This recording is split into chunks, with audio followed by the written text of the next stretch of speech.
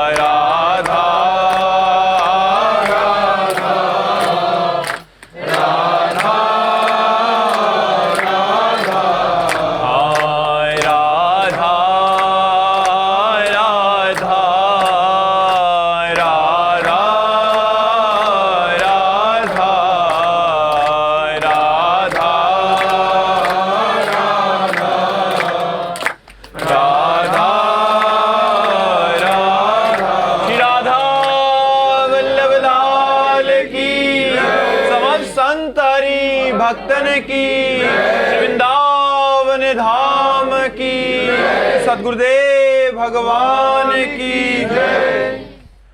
अभिनव यादव जी गाजीपुर से। राधे राधे महाराज जी। महाराज जी, ऐसी कौन सी तपस्या करूं कि सारी रिद्धियां सिद्धियां मेरे में आ जाएं, मैं जब चाहूं सूरज निकले, जब चाहूं बारिश हो, मैं जो सोचूं वही हो, जैसा चाहूं वही हो। कोई तो मंत्र बता दो महाराज। आज तक इतने महात्मा हुए, इतने ब्रह्म ऋषि हुए, इतने बड़े बड़े, किसी ने क्या सृष्टि के क्रम को परिवर्तित कर पाया क्या? भैया राधा राधा को, भगवान की शरण में रहो, अच्छे आचरण करो, माता पिता की सेवा करो, कोई भी गलत आचरण ना करो, तो पहले मनुष्यता आ जाए हमें, फिर देवत्व आ जाए, फिर भगवत भाव आ जाए। ऐसे चलो आप तो बिल्कुल भगवान के भी आगे बढ़ना चाहते हो। ऐसा तो आज तक किसी की पावर नहीं, किसी की सामर्थ्य नहीं। इतने महात्मा हो गए, हाथ क्षण दो क्षण के लिए सूर्य को रोक दिया है, जैसे गोकर्ण जी ने रोक करके प्रश्न किया। वो तो बातें अलग हैं कि विनय के द्वारा रोक दिया और सूर्य भगवान से बात कर ली, लेकिन सृष्टि के क्रम का परिवर्तन कर दे, आज तक कोई ऐसा महात्मा नहीं हुआ जो सृष्टि के क्रम का परिवर्तन करना भी चाहा तो असफल रहा। जैसे विश्वामित्र जी, नए स्वर्ग की रचना, नए अनाज की रचना, तो वो थोड़ा ही कर पाए, वे कहाँ समझूं। आज भी त्रिशंकु उल्टा लटका हुआ है, स्वर्ग नहीं जा पाया। विश्वामित्र जी ने अपने तपोबल से स्वर्ग भेजा, वहां से धक्का लगा दिया तो आज भी उल्टा रखा, और उसी की लार बहती जिसे कर्मनाशा नदी कहते हैं। हमारे जी एक आदि सिद्धि का ही मंत्र बता दो। नहीं, सब सिद्धियां आ जाएंगी, लेकिन ये सिद्धि कि सूर्य को मतलब जब चाहे उदय करें, जब चाहे, ये तो केवल भगवान में, दूसरे में नहीं, ये केवल भगवान में। और अब आप भजन करके भगवान बन जाओ तो बात अलग है। हम तो अभी तक दास भी सही नहीं बन पाए, पूरा जीवन हो गया, अभी तक हम ये घोषणा नहीं कर सकते कि मैं भगवान का सच्चा दास हूं। लगा हूं अब सच्चा हूं कि कच्चा है भगवान जाने, पर उनके दास। तो भगवान के दास बनने की कोशिश करो यार, भगवान बनने की कोशिश मत करो, भगवान के दास बनने को। नाम जप करते हो है कितना? आधा घंटा में सूर्य रोक लोगे। यार चलो हंसा तो दिया तुमने सबको कम से कम। जी संतोष जी महाराष्ट्र, राधा वल्लभ सिंह श्री हरिवंश महाराज जी, आपके चरणों में दंडवत प्रणाम। गुरुदेव, गुरु अपराध क्या है और इससे कैसे बचें?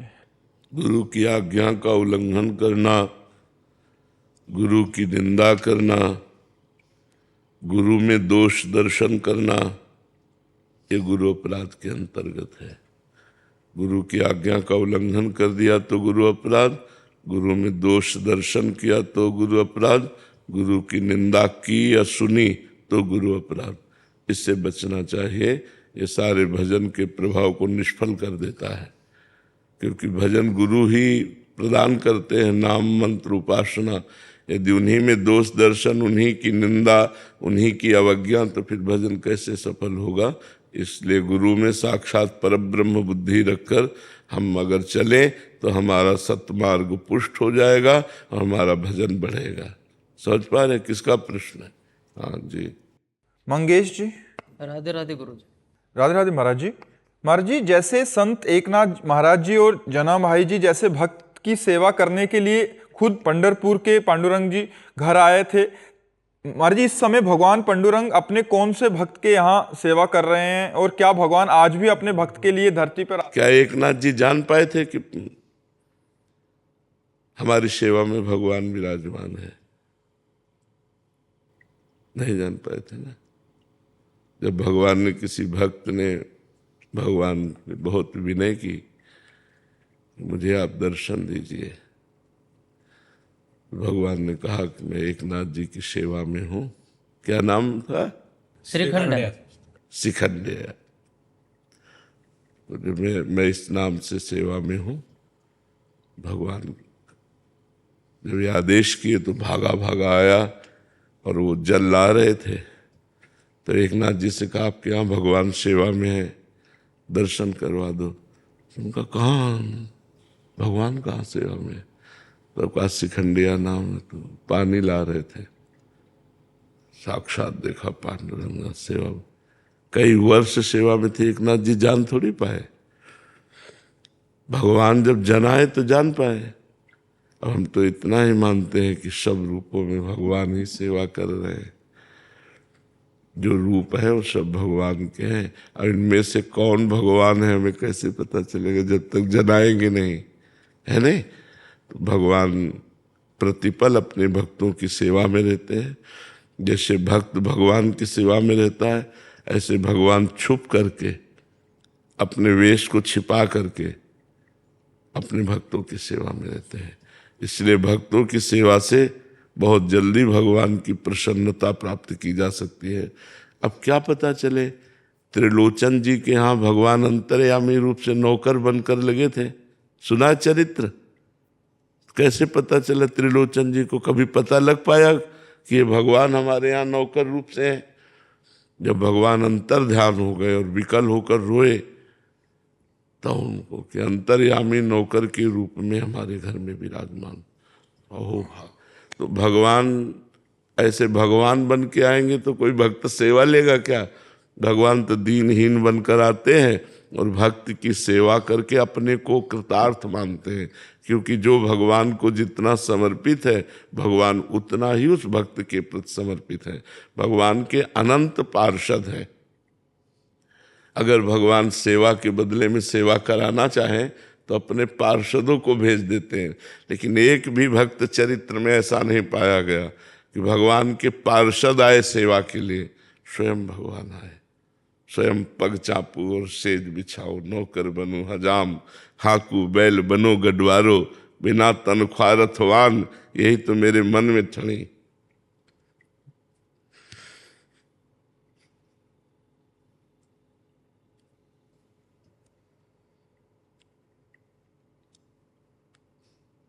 भगवान बहुत प्यार करते हैं।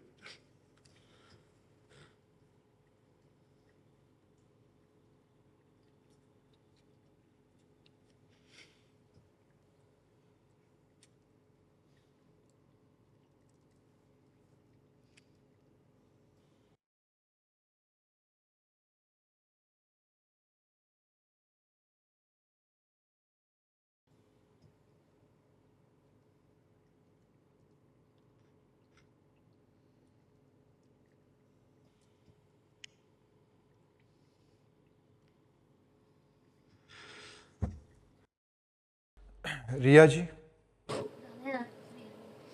राधे राधे महाराज जी। महाराज जी, भगवान से अपना संबंध कैसे पहचाने? गुरु कृपा से।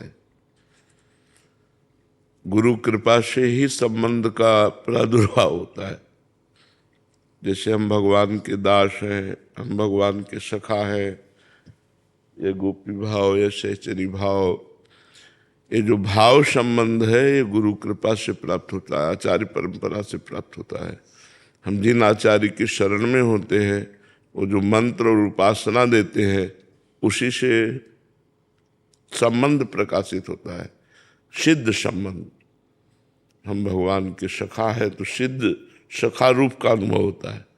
हम भगवान के दास हैं तो वैसे ही अनुभव होता है। हम भगवान की प्रिया हैं तो वैसे ही अनुभव होता है। हम उनकी सहचरी है तो वैसे ही अनुभव होता है। ये गुरु कृपा से होता है, आचार्य कृपा से होता है, स्वयं से नहीं, स्वयं सिद्ध नहीं हो सकता। बिना आचार्य और गुरु कृपा के कोई इस मार्ग में सिद्धि नहीं प्राप्त कर सकता। और सिद्धि है भाव की प्राप्ति। भाव प्राप्त हो गया, बस उसी भाव में वो डूबा रहता है। तो भाव ही रस का रसास्वादन कराता है। और उसके हमारे यहाँ शांत भाव, दास्य भाव, सख्य भाव, वात्सल्य भाव, कांता भाव, सहचरी भाव, ये भाव है जो आचार्य प्रदत्त होते हैं। उनके द्वारा जो मंत्र मिलता है, उपासना मिलती है, उसी से भाव की पूर्ति होती है। हम स्वयं से संबंध भगवान से स्थापित करके सिद्ध नहीं हो सकते। आचार्य कृपा से हमारा भाव सिद्ध होता है। जो आचार्य मंत्र देते हैं, गुरु मंत्र देते हैं, उसी से हमारा भाव देह बनता है और उसी से हमारा भाव सिद्ध होता है। कृष्णा गोयल जी। राधे राधे महाराज जी। महाराज जी, भगवत प्राप्ति का उत्साह बार बार कम क्यों हो जाता है जब हम वो भोगों के सेवन से, भोगों के चिंतन से, भोगों के सेवन से हमारा जो भजन से थोड़ा भाव बनता है वो बिगड़ जाता है। यदि हम अधर्म आचरण ना करें, गंदे भोगों को ना भोगें, तो हमारा भाव बढ़ता चला जाएगा। इसलिए कुसंग का त्याग, विषय चिंतन का त्याग, क्योंकि विषय चिंतन से ही विषयों में आसक्ति होती है। ध्यायते विषयान पुंसान संगास्ते उपजायते, संगात संजायते कामा, कामात क्रोधो भी जायते। जब हम विषयों का चिंतन करते हैं तो विषय सुख आकर्षित करता है। जब विषय सुख आकर्षित करता है तो विषय भोगने की इच्छा होती है, संकल्प बनता है। जब संकल्प बनता है तो उसकी क्रिया होती तो फिर परमार्थ से भ्रष्ट हो जाता है। उसकी बुद्धि परमार्थ लायक नहीं रहती। भगवान का मार्ग परम पवित्र मार्ग है। इसमें परम पवित्र पवित्र भोजन, पवित्र आचरण, पवित्र विचार, पवित्र चेष्टाएं, तब परम पवित्र भगवान का वो चिंतन करता है। भगवान के चिंतन से ही भक्ति की पूर्णता है। भगवान के चिंतन से ही भगवान की प्राप्ति है। तो निरंतर भगवत चिंतन करने का जो उत्साह क्षीण हो जाता है, उसका कारण है भोग प्रियता। भोगों में, विषयों में जो प्रियता है, जो हमसे भोग क्रिया हो जाती है, गंदा दृश्य देखा, गंदी बात सुनी, गंदी क्रिया करी, तो हमारे भजन का जो भाव उत्सव बढ़ता है, वो उत्साह क्षीण हो जाता है। फिर कुछ ऐसे रूखा रूखा सा, भजन में रुचि नहीं रहती ऐसा। फिर सत्संग मिला, फिर पाप नष्ट हुए, फिर उत्साह बढ़ जाता है। तो हम प्रायः रोज सत्संग सुने, नाम जप नियम पूर्वक करें कि हमें अगर 5000 जपना है तो रोज 5000 ही जपना, मन लगे या न लगे। और भोजन पवित्र, और कुसंग का त्याग, और भगवान से अपनापन करने के लिए उनके चरणों का आश्रय। तो इससे हमारा भजन बढ़ता चला जाएगा। निशांत जी नोएडा से। राधे राधे महाराज जी। महाराज जी, गीता में लिखा है कर्म करो, फल की चिंता ना करो, पर फल का मोह बार बार मन को पकड़ ले, तो क्या ये भक्ति की कमजोरी है या शरणागति अधूरी है? भगवान पे विश्वास की कमी है। जब असत कर्मों का फल अवश्य मिलता है तो सत्कर्म का फल तो प्राप्त होगा ही। फल की आकांक्षा करने पर भगवान ने इसलिए रोक लगा दी कि जैसे आपने बहुत अच्छे नंबरों से पास हुए, आपके पास डिग्री है, पर आपको नौकरी नहीं मिल रही, क्योंकि आपको प्रारब्ध दुख देना चाहता है, वो आपको असफल करना चाहता है, आपका पूर्व प्रारब्ध। अब आप इतना पढ़े लिखे और आपकी नौकरी नहीं लगी, पढ़ाई लिखाई का तो फल है ना कि हमारा व्यापार, हमारी नौकरी, और उसमें असफल है तो आप निराश हो जाएंगे। बहुत से लोग जैसे पढ़ाई में फेल हो गए बच्चे तो की सोचने लगते हैं। बहुत से किसान परिणाम पर दृष्टि रखते हैं, फल पर, और अनावृष्टि, अतिवृष्टि आदि से फसल नष्ट हो जाने पर वो की बात सोच लेते हैं। बहुत से ऐसे परिणाम हैं जिनमें हम पहले से निश्चित कर लेते हैं, व्यापार या खेल या किसी विषय में, तो परिणाम के लिए भगवान आदेश करते हैं, सुख दुखे समे कृत्वा लाभा लाभो जया जयो। सुख और दुख में, लाभ और हानि में, जय और पराजय में तुम समान भाव रखो। कर्मण्येवाधिकारस्ते मा फलेषु कदाचन। तुम केवल कर्म करने पर अधिकार रखो, फल पर नहीं। फल तो मैं निश्चित करूंगा, क्योंकि फल पूर्व प्रारब्ध से प्रेरित देखा जाता है। कोई ज्यादा चतुर भी नहीं है, बहुत पढ़ाई भी नहीं की, और बहुत धनी के घर में जन्मा, बहुत धनेश्वर है, बहुत प्रवीण भी है, बहुत पढ़ा लिखा भी है, लेकिन उसकी व्यवस्था ही ठीक नहीं, क्योंकि प्रारब्ध बुरा है। तो ये पूर्व प्रारब्ध से आधारित होने पर असफलता और सफलता मिलेगी। यदि आप इसको नहीं समझ पाएंगे तो इसमें दुखी हो जाएंगे, अशांत हो जाएंगे, आप इसमें बहुत नकारात्मक सोच वाले बन जाएंगे। इसलिए भगवान फल के लिए मना करते हैं कि तुम फल के, वैसे प्रायः सब कोई फल का आधार लेकर ही कर्म शुरू करता है कि इस खेत में बोएंगे तो इतना तो हो ही जाएगा, इस व्यापार को करेंगे तो इतना लाभ तो हो ही जाएगा, इस नौकरी में करेंगे इतना मिलेगा तो ऐसा ऐसा हो ही जाएगा। वो अज्ञान कल्पना है। शुद्ध ज्ञान ना होने के कारण, भगवान के प्रति विश्वास ना होने के कारण, भगवान की सुदृढ़ भक्ति ना होने के कारण वो फल की आकांक्षा पर अपने आप को स्थित करके सुखी और दुखी होता रहता है। यदि वो भगवान के आश्रित हो तो प्रारब्ध भी कम हो जाएगा, अशुभ प्रारब्ध, और अगला जो कदम बढ़ेगा वो बड़ा मंगलमय, बड़ा आनंदमय होगा। पर ये थोड़ा सा अव्यक्त मार्ग है, छुपा हुआ मार्ग है, इसलिए हम लोग विश्वास नहीं करते। अगर विश्वास कर लें और हम केवल अपने कर्तव्य कर्म पर दृष्टि रखें कि हमारे कर्तव्य में त्रुटि नहीं होनी चाहिए, तो परिणाम मंगलमय होगा ही। वो आपकी सोच के भले प्रतिकूल हो, लेकिन वो परिणाम मंगलमय होगा। ये विश्वास रख ले तो बहुत आनंद की प्राप्ति हो जाए। पर हम लोग फल आश्रित है, कर्तव्य कर्म पर त्रुटि करते हैं और फल की उत्तम आकांक्षा रखते हैं। यही हमारी गलती है। कर्तव्य कर्म पर हम दृष्टि रखें, फल जो होगा वो भगवान जाने, हम फल के अधीन नहीं है। हम अपने कर्तव्य में त्रुटि नहीं होने देंगे, वो उत्तम गति को प्राप्त होता है। और वो उत्तम वीर है जो अपने कर्तव्य पर देखता है, परिणाम पर नहीं। कर्तव्य कर्म पर चूक नहीं होनी चाहिए, परिणाम तो मंगलमय ही होगा पक्का। जब गलत कर्मों का फल मिलता है तो सत्य कर्म का फल क्यों लोप हो जाएगा? वो जरूर मिलेगा, हमें उसमें निश्चिंत रहना चाहिए। पर प्रारब्ध के वशीभूत होने के कारण आपको अपनी क्रिया का उल्टा फल दिखाई दे सकता है। इसलिए आपकी अश्रद्धा और नकारात्मक सोच बन सकती है। तो अश्रद्धा और नकारात्मक सोच न बने, इसलिए भगवान ने ऐसा आदेश किया है। रेखा सिन्हा जी पटना से। राधे राधे महाराज जी।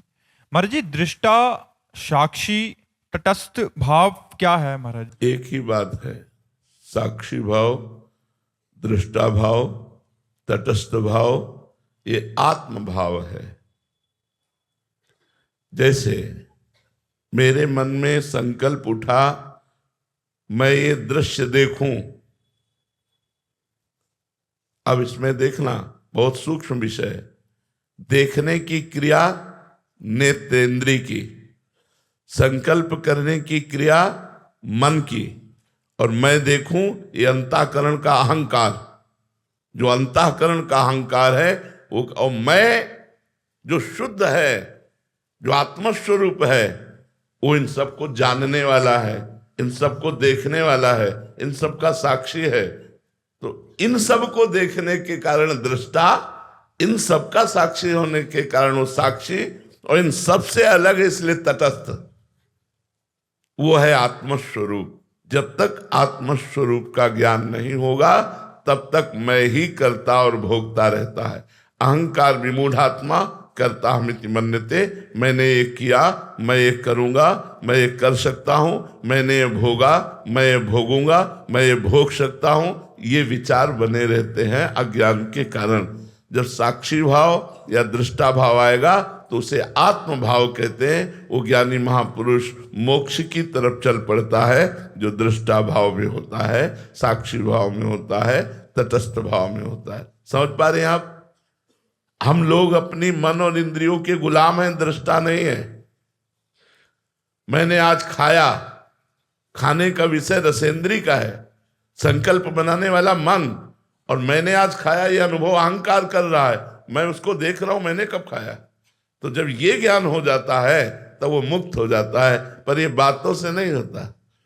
प्यास लगेगी तो प्राणों को, लेकिन हम क्या बोलते हैं, मैं बहुत प्यासा हूं, तो उस समय दृष्टा भाव रहेगा, उस समय प्यास में तदात्म भाव रहेगा, उस समय दृष्टा भाव रहेगा। मैं बहुत भूखा हूं, पीड़ा हो रही, मुझे बहुत दर्द हो रहा है, मैं दृष्टा भाव में रह पाऊंगा, उसी में चला जाऊंगा, जबकि मैं इसका दृष्टा हूं, दर्द का भोगता नहीं हूं। अब ये शुद्ध ज्ञान बिना साधना के नहीं हो सकता। जब गुरु चरणों का आश्रय लेकर साधना की जाती है, हृदय पवित्र होता है, तब जाकर के बोध होता है। ये बोध हुआ तो मोक्ष के नजदीक पहुंच गया। समझ पा रहे आप? अब जोत सिंह जी जम्मू से। राधे राधे महाराज जी। महाराज जी, मार्ग क्या है ये मतलब मेरे को जानना बाकी नहीं रह गया, बट जब साधक जानकर भी गिरता है तब उसे अपने प्रति कैसी दृष्टि रखनी चाहिए ताकि वो ना तो निराश हो। देखो, ये हम कई बार बात बता चुके हैं। हमारी जानकारी का प्रयोग तभी होगा जब हमारे अंदर नाम जप का बल होगा। जानकारी तो बहुतों को है, लेकिन प्रयोग कोई बिरला कर पाता है अपनी जानकारी का। जानकारी का लाभ कोई बिरला ले पाता है। नहीं बोलो, किसको नहीं पता कि मर जाना है, किसको नहीं पता कि हाँ सब छोड़ जाना है, किसको नहीं पता कि सब झूठे सुख हैं। कहाँ कोई इसका लाभ ले पा रहा है? उसी सुखों में मगन है, खूब कमाकर बैंक बैलेंस बढ़ाने में मगन है, और पता नहीं कि शाम मिलेगी कि नहीं मिलेगी। प्लान सैकड़ों वर्ष का है, ठिकाना सेकंड का नहीं है। कहाँ ज्ञान है? तो जानकारी का लाभ हम तभी ले सकते हैं जब डट के नाम जप करें। नाम जप के बिना जानकारी का हम प्रयोग नहीं कर पाएंगे। जैसे आपने कहा साधन पथ का हमें ज्ञान है, पर हम गिर जाते हैं। गिर जाना कोई बहुत बड़ी बात नहीं है। जो मार्ग में चलता है वही फिसलता है, गिरता है, लेकिन गिरे पड़े रहना ये बड़ी बात हो गई। गिरा और उठ के चल दिया और अनुभव किया कि मैं क्यों गिरा, कहाँ चूक हुई, वो साधक आगे निकल जाता है। अगर हम गिर करके और उन्हीं भोगों में रमण करने लगे तो साधक ही नहीं है। गिरने पर हमें बहुत पश्चाताप होना चाहिए, बहुत जलन होनी चाहिए, और हमें अपनी त्रुटि खोजनी चाहिए कि मैं यहाँ क्यों लड़खड़ाया, मैं यहाँ क्यों गिरा, इन भोगों में मैं क्यों परास्त हो गया, और उस त्रुटि को दूर करना चाहिए। दूर करके फिर आगे चलना चाहिए। साधक को कभी निराश होना ही नहीं चाहिए, चाहे जितनी बार गिर जाए उसे निराश नहीं होना चाहिए, क्योंकि ये सत्य मार्ग है, बड़ा फिसलन का मार्ग है। इसमें जमा जमा के पैर चला जाता है, नहीं तो अच्छे अच्छे को ये गिरा देता है माया की फिसलन। काम क्रोध लोभ मोह मद मत्सर आदि इतने भयानक है ये कि जरा सी चूक हुई कि हम गिर जाते हैं। इसलिए खूब नाम जप करो। नाम जप से अध्यात्म बल बढ़ेगा, अध्यात्म बल से हम इन विषयों पर, विकारों पर विजय प्राप्त कर पाएंगे। शिल्पी अग्रवाल जी। महाराज जी, हम भगवान के बच्चे हैं तो क्षमा प्रार्थी होने के बाद भी भगवान दंड रूपी कर्म नहीं काटते, उन्हें भोगना ही क्यों पड़ता है? हमारा हृदय से क्षमा प्रार्थी नहीं हुए। अगर हृदय से क्षमा प्रार्थी हो जाए तो सन्मुख होए जीव मोय जबहि, जन्म कोट यघनाशो तबहि। मेरे सन्मुख हो जाए तो करोड़ों जन्मों के पाप नष्ट कर देता हूं। हाँ, झूठी क्षमा मांगते हैं, सुबह फिर वही कर रहा है, शाम के फिर वही कर रहा है, फिर वही मनमानी आचरण कर रहा है, तो दंडनीय तो है ही हम लोग। हम लोग क्षमा मांगने का मतलब होता है आज के बाद नहीं, अब लो नसानी अब ना नसई हो, तो मुक्त हो जाओगे। अनेक जन्मों के अपराध भगवान क्षमा कर देते हैं। कोटि विप्र बदला गए जाहू आए शरण तज। भगवान के सामने नाटक करते हैं क्षमा का। क्या हृदय में वास्तविक ताप हुआ कि मेरे से गलती हुई? अगर वास्तविक दुख हुआ, वास्तविक ताप हुआ, वो दोबारा गलती नहीं होनी चाहिए। अगर ऐसी क्षमा मांगो तो देखो भगवान माफ कर देते कि नहीं माफ कर देते। बेईमानी हमारे अंदर भरी हुई है, ईमानदारी से हम क्षमा नहीं मांगते। भगवान मुझे क्षमा कर दो, मेरे से गलती हो गई, फिर पाप करते हैं, फिर मनमानी आचरण करते हैं। जिस दिन से हमको पता लग जाए कि हमारे गलत कदम जा रहे हैं, वहीं से रोक लिया और वापस भगवान की तरफ चले, अपने आप सब क्षमा हो गया। अनंत जन्मों के पाप नष्ट हो जाएंगे और भगवान का साक्षात्कार हो जाएगा। अब लो नसानी अब ना नसई हो। लेकिन कहाँ ऐसी क्षमा मांगते हैं? ऐसी क्षमा कहाँ मांगते हैं? वो परम पिता जब तुम्हें देख रहा है कि बार बार शास्त्र संग, संत संग और तुम्हारे अंदर प्रेरणा कर रहा है ये गलत है, फिर भी तुम नहीं मान रहे, तो दंड भोगोगे ही, दंड भुगतना पड़ेगा। वो कुसुम से भी कोमल है और वज्र से भी कठोर है। कोई भी पिता अपने अधर्माचरण करने वाले पुत्र का, या वो अधर्माचरण वाला है तो साथ देगा, नहीं तो नहीं साथ देगा। तो परम पिता कुसुम से भी कोमल है और वज्र से भी कठोर है। कुसुमादपि कोमलानी वज्रादपि कठोरानी। यदि आप बार बार आज्ञा का उल्लंघन करेंगे, मनमानी आचरण करेंगे, पापाचरण करेंगे, तो वज्र से भी कठोर, बिना दंड दिए आपको नहीं छोड़ेगा। और अगर हृदय से हम भगवान की शरण में हो जाते हैं तो हमारा इतिहास साक्षी है, बड़े बड़े पापी, वैश्यागामी, नीच आचरण करने वाले महान पुरुष बन गए, भगवान ने उन्हें महात्मा बना दिया। अपिचि सुदुराचारो भजते माम अनन्य भाग साधुर सम्मंतव्या सम्यक व्यवसिता है सा। जो सम्यक बुद्धि के द्वारा भगवान के चरणों का आश्रय ले लिया और अब लो नसानी अब ना नसई हो और चल पड़ा भगवान की तरफ, तो कोटि जन्म अग्नाशों तमहि, उसी क्षण करोड़ों जन्मों के पाप नष्ट हो जाते हैं। हाँ, इस शरीर का जो प्रारब्ध बना हुआ है वो भोगना पड़ता है। सुमित जी दिल्ली से। महाराज जी, सत्य को समझने के मार्ग अनेक हैं। सत्य समय, परिस्थिति और व्यक्ति के अनुसार अलग अलग रूप में प्रकट होता है। प्रेम, भक्ति और ज्ञान, ये तीनों ही सत्य तक पहुंचाने के मार्ग माने गए हैं। महाराज जी, ऐसे में मेरा प्रश्न है कि यदि सभी मार्ग सत्य हैं तो किसी एक मार्ग को चुनने का अर्थ क्या बाकी मार्गों के सत्य को नकारना तो नहीं है? नहीं। जैसे हमें बिहारी जी जाना है तो हमें लगता है कि कम समय में है, जल्दी पहुंचे, तो परिक्रमा मार्ग पकड़ते हैं। हमें लगा थोड़ा दृश्य देखते हुए चलते हैं तो अटल्ला चुंगी वाला मार्ग पकड़ते हैं, लेकिन जाते बिहारी जी की तरफ ही हैं। कोई परिक्रमा मार्ग से जा रहा है तो उन दो मार्गों का विरोध नहीं है। अगर अटल्ला चुंगी से जा रहा है तो उसका परिक्रमा मार्ग से विरोध नहीं है, मार्ग चलना है, इसमें विरोध क्या बात है? अपने अपने मार्ग में जो हमारी भाव रुचि है, जिसका ज्ञान प्रधान है, विवेक प्रधान है, बुद्धि प्रधान है, वो ज्ञान मार्ग में चलेगा। जो कर्म प्रधान है वो कर्म योग में चलेगा, जो भाव प्रधान है वो भक्ति योग में चलेगा। तीनों एक ही परब्रह्म परमात्मा का अनुभव कराते हैं। जैसे यमुना जी हैं, घाट बहुत से हैं, डुबकी लगाओगे तो ये वही यमुना जी मिलेगी, चाहे विश्राम घाट मथुरा में लगाओ, चाहे केसी घाट वृंदावन में लगाओ, वही है, वही श्री यमुना जी हैं। महाराज जी, आप तो यथार्थ सत्य को जानते हैं इसलिए आपने ही उत्तर दे दिया। बट क्या होता है महाराज जी, हम एक दूसरे की निंदा करने लग जाते हैं कि ये मार्ग श्रेष्ठ, वो मार्ग। दोनों अज्ञानी हैं। जो अपने मार्ग को श्रेष्ठ मानकर दूसरे मार्ग की निंदा करते हैं, दोनों अज्ञानी हैं। अपने मार्ग में चुपचाप चलना है, क्योंकि वही मार्ग वहीं पहुंचा रहा है, वही मार्ग उनको वहां पहुंचा रहा है। निंदा क्यों? निंदा का मतलब है अज्ञान।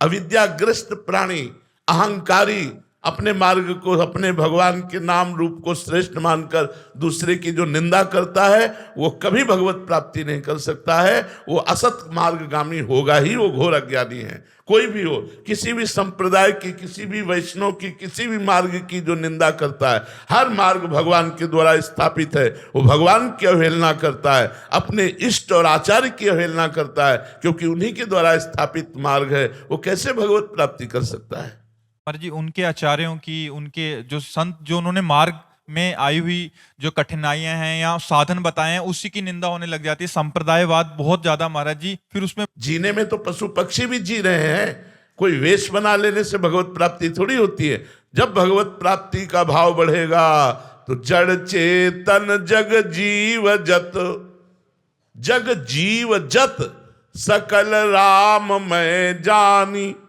बंदों सबके पद कमल सदा जोरी जुग पान।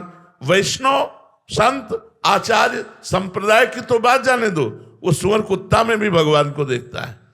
जब भाव बढ़ता है तो नामदेव जी ने कुत्ते में भगवान विट्ठल, भगवान का साक्षात्कार कर लिया, भूत में भगवान का साक्षात्कार कर लिया, क्योंकि सर्वभूत में भगवान ही विराजमान है। वो अपने भगवान की निंदा करता हुआ ज्ञानी वो नहीं जानता है। ये निंदा करने वाले लोग परमार्थ के पथिक नहीं, ये प्रपंची लोग हैं, इनसे दूर रहना चाहिए। डॉक्टर कृष्णलाल जी, राधे राधे महाराज जी। महाराज जी, आप कह रहे हैं कि आप हरियाणा में डिप्टी स्पीकर हैं और राजनीतिक क्षेत्र में हैं। तो महाराज जी ये कह रहे हैं कि मुझे बहुत से निर्णय लेने होते हैं, निर्णय लेते समय धर्म और करुणा को कैसे प्राथमिकता दूं महाराज जी, और मेरा क्या उसमें साधन मार्गदर्शन? नहीं, करुणा को तो प्राथमिकता नहीं देनी। निर्णय में धर्म देखा जाता है, करुणा में पक्षपात होता है। अगर करुणा आ गई तो पक्षपात ले लेगी, और निर्णय करने में धर्म को देखा जाता है, करुणा को नहीं। जैसे आपको निर्णय करना है और आपका पुत्र अपराधी है और शत्रु का पुत्र है लेकिन वो निरपराधी है, तो आपको करुणा का नहीं धर्म का निर्णय लेना होगा कि शत्रु के पुत्र को आपको मुक्त करना होगा और अपने पुत्र को दंड देना होगा। जब निर्णय करना हो तो करुणा नहीं, कर्तव्य का, धर्म को आगे रख करके निर्णय लिया जाता है। अगर हम करुणा को ले आए तो पक्षपात हो जाएगा, फिर हानि हो जाएगी। ऐसे ही हमारा जो पद है, हमारा जो अधिकार है, हम उस समाज के व्यक्ति के साथ अपने कर्तव्य का पालन करते हुए ठीक निर्णय करें। अगर वो दंडनीय है तो हम उसको दंड देंगे, अगर वो दंडनीय नहीं है तो चाहे वो शत्रु पक्ष का क्यों न हो, हम उसको दंड देने का विधान नहीं सोचेंगे, हम उसका सहयोग करेंगे। ये भाव रखना चाहिए। महाराज जी, आप लिख रहे हैं कि मेरी राजनीति ही मेरी साधना कैसे बन जाए महाराज जी? नाम जप करते हुए आपको जो कर्तव्य मिला है वही आपकी भक्ति है, ऐसा मान करके समाज प्रिय बनिए, समाज को सुख पहुंचाइए। जो सरकार सेवा और संविधान देती है उसके अनुसार समाज को सुख पहुंचाइए। यही सबसे बड़ी साधना है। और नाम जप जरूर भगवान का चलना चाहिए। माम निस्मर युद्ध च, भगवान आदेश करते मेरा स्मरण करते हुए युद्ध करो, अर्थात भगवान का नाम जपते हुए अपने कर्तव्य का पालन करना चाहिए। श्री राधा वल्लभ लाल की। अर्जुन जी जोधपुर से। राधे राधे महाराज जी। महाराज जी, गीता में भगवान श्री कृष्ण जी कहते हैं कि मेरा स्मरण करो और युद्ध कर, अर्थात कर्तव्य कर्म भी कर और युद्ध भी कर। यदि भगवान का स्मरण करेंगे तो महाराज जी कर्तव्य कर्म ठीक नहीं होगा, और कर्तव्य कर्म में मन लगाएंगे तो भगवान का कैसी बात करते हैं? ऐसा कैसे हो सकता है? ऐसा कैसे हो सकता है? ये आपने अभी अभ्यास नहीं किया इसलिए ऐसा है। अगर अभ्यास, भगवान ने गीता जी में ही कहा है, अभ्यास योगी युक्तेन चेतसा नान्यगामिना। आप जो भी कार्य कहो हम वही कार्य करेंगे। फावड़ा चला के जो आपसे बात कर, हम आपसे बात कर रहे हैं, हमारा भजन चल रहा है, आप जान पाओगे? हम आपसे बात कर रहे हैं, हमारा भजन चल रहा है, विश्वास कीजिए हमारी इस बात पर। हम आपसे बात कर रहे हैं, हमारा भजन चल रहा है, हमारा चिंतन चल रहा है प्रभु का। जैसे आप हमारी बात सुन रहे फिर भी अंदर कुछ चलता रहता ना, उस जगह भजन चलना चाहिए, उस जगह भजन चलना चाहिए। हम बड़ी एकाग्रता से जो कार्य कहोगे वो कार्य करेंगे और भजन एक सेकंड के लिए भी नहीं रुकेगा। तो अभ्यास योगी युक्तेन चेतसा नान्यगामिना। जैसे हमसे कहा जाए कि आप यहाँ निशाना लगाइए तो हम आँख खोल के भी नहीं लगा सकते। लेकिन अगर निशानेबाज है तो पीछे से भी शूट कर देगा। क्यों? उसने अभ्यास किया है।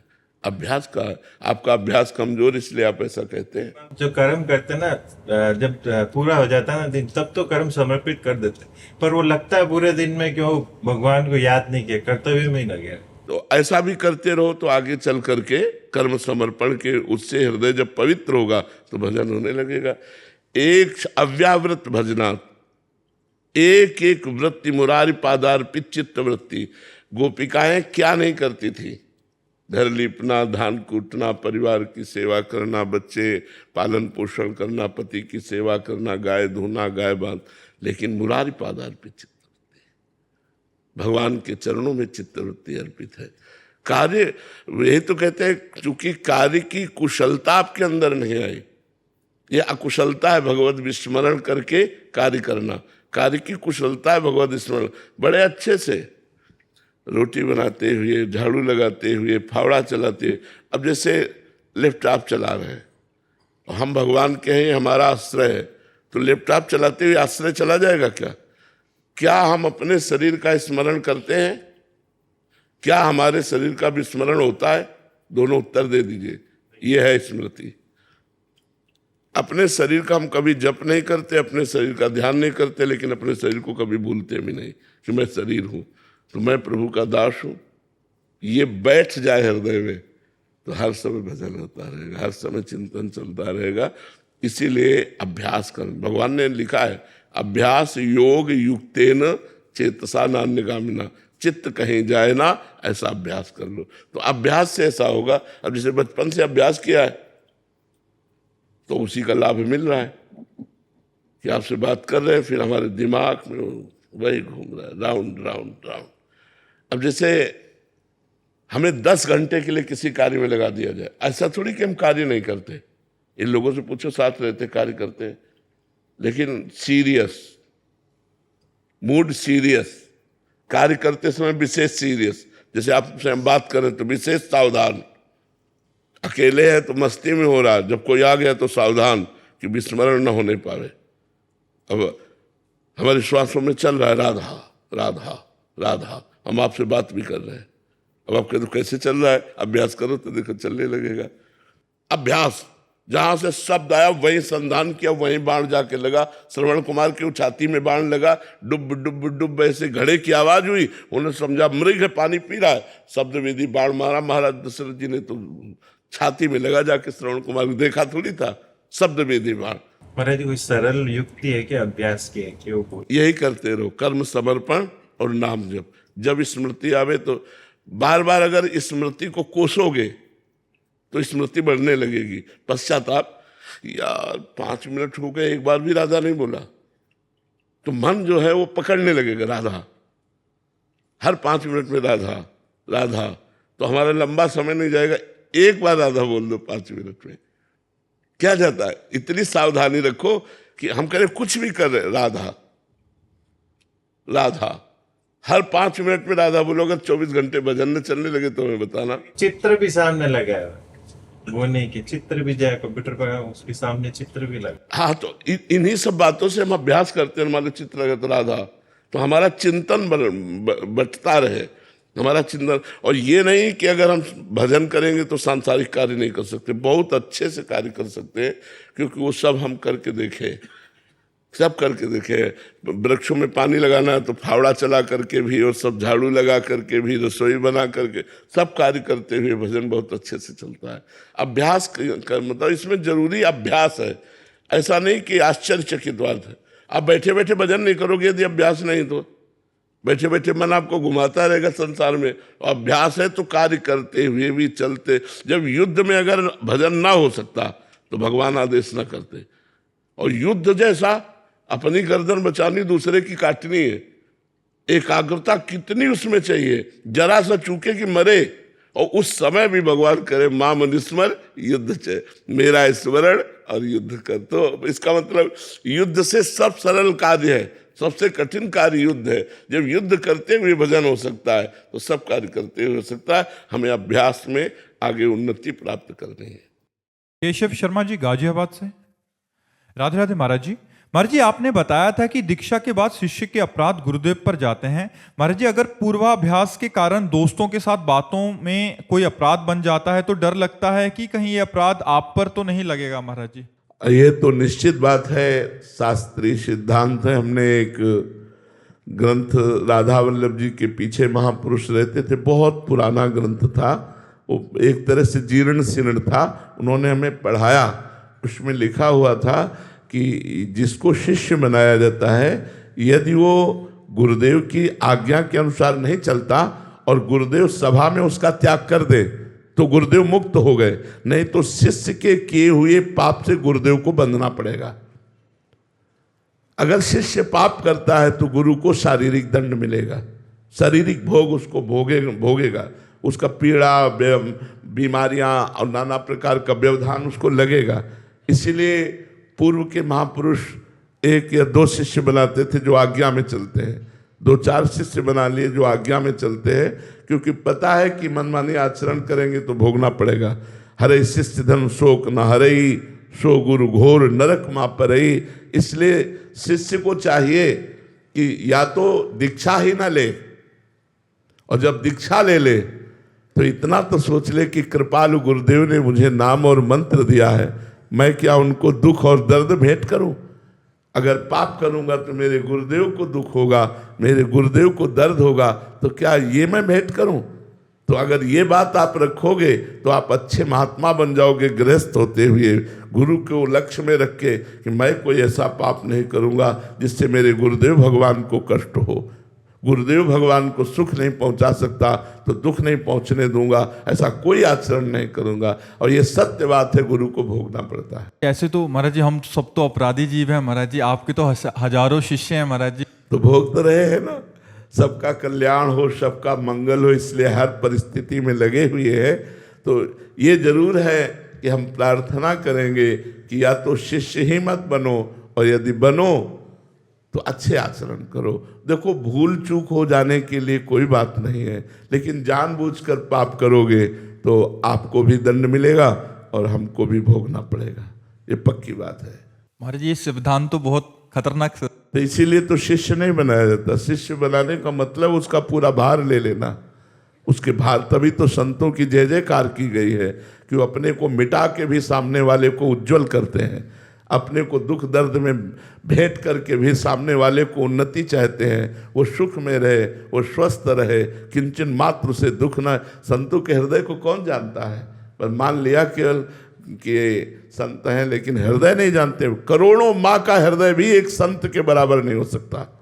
एक संत का जो हृदय होता है, करोड़ों माँ का हृदय अगर एक जगह एकत्रित हो जाए तो भी संत की बराबरी नहीं कर सकता, क्योंकि वो भगवान के वात्सल्य समुद्र से एकदम संबंध रखता हुआ वात्सल्य रखता है। मेरे को क्या फर्क पड़ता है, जहाँ 100 ग्राम दुख है वहाँ 500 ग्राम और आ जाए, क्या फर्क पड़ता है? हमारे को कोई फर्क नहीं पड़ता, लेकिन आपको 5 ग्राम भी आएगा तो फर्क पड़ जाएगा। इसलिए आपको फर्क ना पड़े, आप स्वस्थ रहें, आप भजन मार्ग में आगे बढ़े। बड़े बड़े संतों के जीवन में देखा गया, उन्हें बड़ी पीड़ाएं मिली, बड़ा कष्ट पाया। तो सोचो, थोड़ा भजन करने वाले आनंद में डूबते हैं और रात दिन भजन करने वाले कष्ट क्यों सह रहे हैं? समाज का पाप, समाज के अपराधों को अपने ऊपर लेकर वो दुख भोगते हुए सबका मंगल करते। सर्वे भवन्तु सुखिना, सर्वे सन्तु निरामया, सर्वे भद्राणि पश्यन्तु माँ कश्चित् दुख भाग भवेत्। इसीलिए संतों को सब नमन करते हैं, जय जयकार करते हैं। महाराज जी, आपके तो दीक्षा वाले तो बहुत सारे शिष्य हैं ही हैं, बट बहुत सारे ऐसे भी हैं जो आपकी वाणी का लाभ उठा के अपने दिनचर्या को और अपने जीवन को निखार रहे हैं। महाराज जी, हम सब आपको क्या दे सकते हैं महाराज जी? बस नाम जप, जितना नाम जप करोगे उतने हमें सुख मिलेगा। क्योंकि जैसे किसान खेती बोता है और जब फसल लहलहाती है तो देखकर उसका हृदय शीतल हो जाता है, ऐसे ही आप लोगों को अच्छे आचरणों में, भगवान नाम में, परोपकार में जब हम देखेंगे तो हमारा हृदय आनंद से युक्त हो जाएगा कि हमारी वाणी का लाभ सबको मिल रहा है, हमारा जीवन धन्य हो रहा है, क्योंकि सब लोग बदल रहे हैं, सब अच्छे आचरणों में चल रहे हैं। इस बात का हमें सुख मिलेगा, और कोई सुख नहीं। सांसारिक, लौकिक, पारलौकिक, इन सुखों को तो भगवान की कृपा से उनके चरणों में अर्पित कर चुके हैं। अब एक ही सुख रह गया कि जो सेवा मिली है वो सेवा सफल हो। हमारे भगवान ने सेवा दी कि समाज सुधरे और सतमार्ग में चले, तो वो प्रयासरत है और परिणाम भगवान के हाथ में है। जो सुधर रहे हैं वही हमें सुख पहुंचा रहे हैं, और जो कुमार्गगामी है वही हमें दुख पहुंचा रहे हैं। अब मोहि भा भरोस हनुमंता, बिनु हरि कृपा मिलहि नहीं संता। प्रथम भगति संतन कर संगा, दूसरी रति मम कथा प्रसंगा। बिनु सत्संग विवेकन होई, राम कृपा बिनु सुलभन सोई। श्री राम जय जय। बहुत सुंदर। बस सद्गुरुदेव भगवान की जय। राधा